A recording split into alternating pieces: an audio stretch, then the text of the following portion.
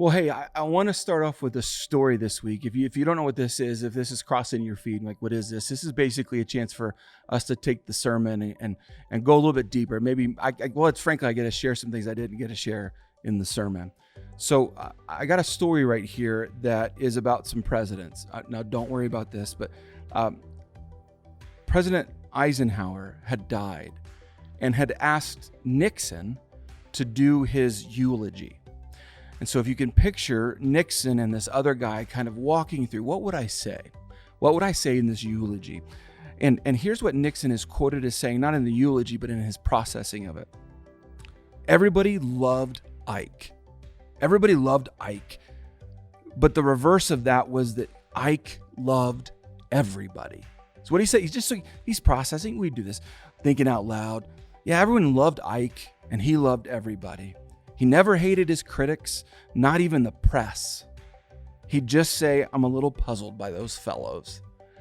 Now, here's what's cool. So Nixon is saying this out loud, processing, but the person there kind of documenting this and kind of seeing him think, saw a change in Nixon's face as he said, everyone liked Ike and Ike liked everyone.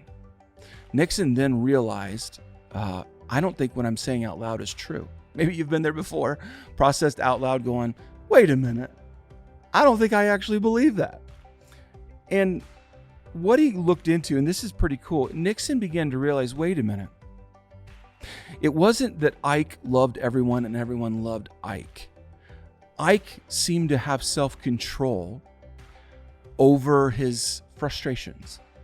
When he was mad at someone, it didn't come out as like I'm gonna yell at you and this is how I'm feeling about you. He seemed to have a bit of a control that Nixon did not necessarily have for himself. So Nixon saw that he should begin to emulate this. I thought it's an interesting story that sometimes we can look at someone and say, you seem like totally cool with everyone, the nicest person in the world. But what if it's not that they're necessarily just the nicest person in the world? What if they have some handles on things that you and I should have handles on?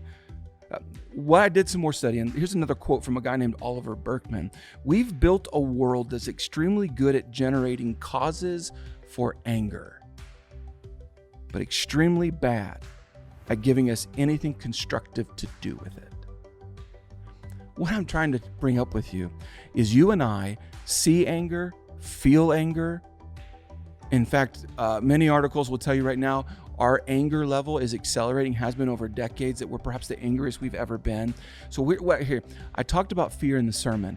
I think our fear is stoking our anger.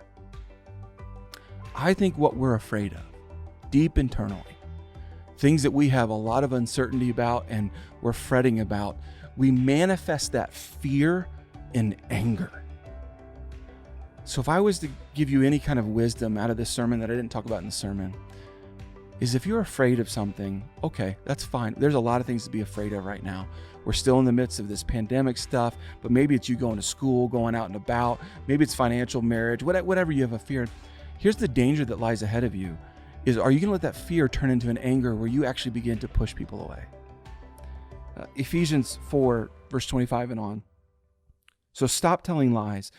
Let us tell our neighbors the truth, for we are all parts of the same body. Now, some of us are doing this in anger. And don't sin by letting anger control you. Do not underestimate that those are put together right there in the Bible on purpose. Don't let the sun go down while you're still angry, for anger gives a foothold to the devil. If you're afraid, I understand. But don't let it turn into anger. If you have been angry, maybe you had an outburst towards someone, whether it be on social media or in person, or maybe just in your mind and you're waiting for a moment to blow up. Can I just caution you that the devil can do something with that if you don't control that? So if you're afraid, spend some time with the Lord before you post that thing or talk about that thing, and ask God to help you in your fear so that your anger doesn't destroy something that you did not want destroyed.